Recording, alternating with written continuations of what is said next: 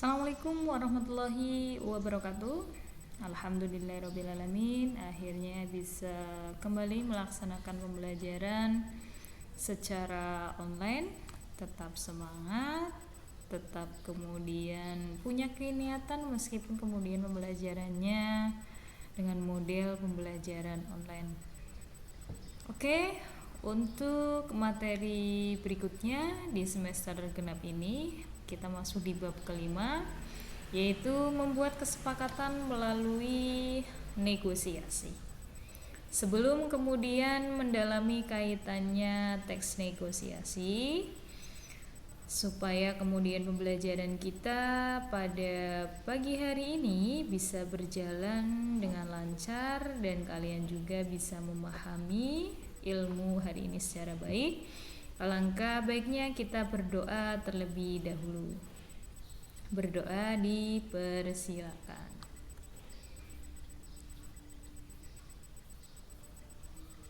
Selesai. Gimana? Masih semangat ya? Jika masih semangat, akan Ibu lanjutkan kaitannya kemudian dengan teks negosiasi.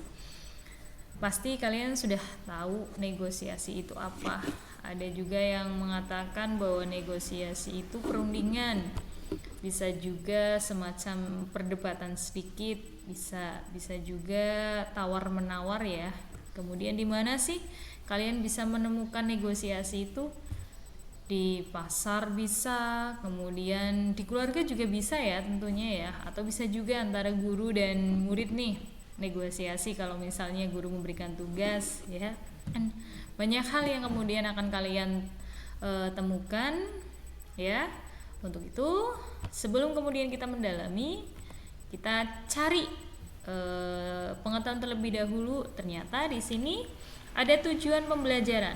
Tujuan pembelajaran teks negosiasi yang pertama, nantinya kalian akan bisa mengevaluasi teks negosiasi secara lisan maupun tertulis. Yang kedua, nanti kalian bisa menjelaskan teks negosiasi secara lisan atau tertulis. Yang ketiga, menganalisis isi, struktur, dan kebahasan teks negosiasi. Yang keempat, mengkonstruksi teks negosiasi dengan memerhatikan isi, struktur, dan kebahasan. Jadi dari teks negosiasi nanti kalian miliki 4 komponen yang kemudian harus kalian dalami, mengevaluasi, menjelaskan, menganalisis, sama mengonstruksi. Berikutnya, apa sih negosiasi itu ya?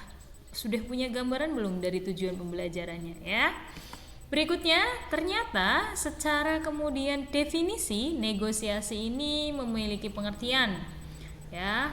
Ini menurut Wikipedia katanya negosiasi ini sebuah bentuk interaksi sosial saat pihak-pihak yang terlibat berusaha untuk saling menyelesaikan tujuan yang berbeda dan bertentangan. Makanya ada negosiasi.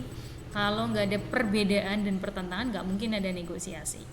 Kemudian menurut Kamus Oxford, negosiasi ini adalah satu cara untuk mencapai suatu kesepakatan melalui diskusi formal.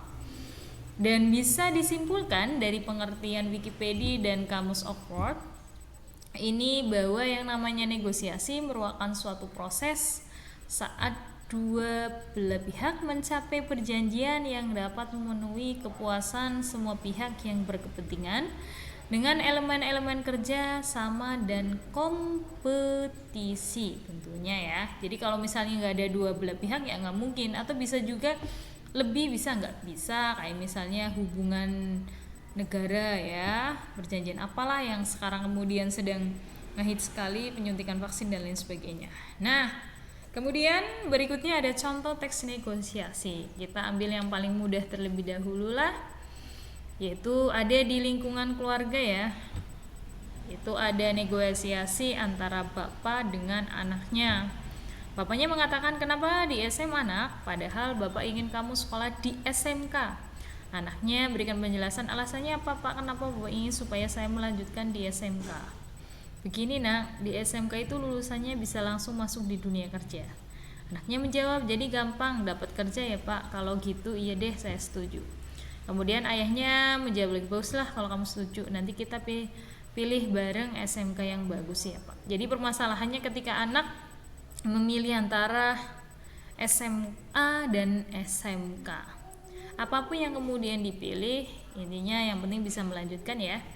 Berikutnya ada teks negosiasi contoh di lingkungan sekolah. Ini ada wali kelas dan ketua kelas ya. Ada wali kelas. Yang pertama, wali kelas menyatakan, Anto, bagaimana rencana studi wisata ke Jawa Timur Pak? Apakah semua anggota kelas setuju? Kemudian wali kelas menanggapi, saya sudah berbicara dengan mereka Bu, cuma ada usulan studi wisatanya diganti ke Pantai Kuta aja Bu. Kemudian wali kelas menanggapi, wah kenapa pada minta seperti itu? Karena sekolah kita sudah sering ke Jawa Timur Pak Bu, sedangkan pakai Kuta belum pernah sama sekali. Wali kelasnya, tapi sudah dibicarakan rencana kepada Bapak Kepala Sekolah dan beliau sudah setuju. Kemudian ketua kelasnya sebagai perwakilan menyampaikan, iya Bu, tetapi jika rencana semula sepertinya banyak teman-teman yang tidak ikut. Duh, bagaimana ya, padahal itu sudah mempersiapkan semuanya. Mohon maaf.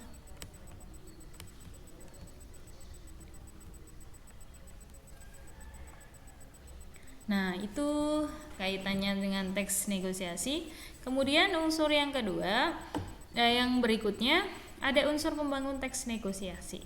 Pembangun teks negosiasi adanya partisipan. Partisipan itu ada orangnya ya. Terus perbedaan kepentingan dari kedua belah pihak otomatis. Yang ketiga ada pengajuan dan penawaran. Sudah jelas tentu karena kaitannya sama permasalahannya. Kemudian terakhir hasil akhirnya adalah persetujuan atau kesepakatan. Nah, daripada tujuan negosiasi ini mengatasi dan menyelesaikan perbedaan, memperoleh sesuatu dari pihak lain yang dalam pelaksanaannya itu tidak ada paksaan. Berikutnya mencapai kesepakatan yang dapat diterima kedua belah pihak untuk melakukan transaksi atau menyelesaikan sengketa atau perselisihan pendapat ya. Sedangkan strukturnya ada orientasi, pengajuan, penawaran, sama persetujuan. Itu kaitannya kemudian dengan teks negosiasi yang hari ini kita pelajari. Ya. Untuk lebih jelasnya bisa deh. Nanti kita akan melakukan pembelajaran di Google Meet dengan model negosiasi tugas ya. Supaya kemudian pembelajaran kita lebih mendalam. Oke, jika tidak ada hal yang perlu ditanyakan atau misalnya kita bisa nanti melanjutkan diskusi di Google Classroom yang disediakan. Kalau sudah tidak ada pertanyaan, saya akhiri pembelajaran kita pada hari ini dengan mengucap alhamdulillahirabbil alamin.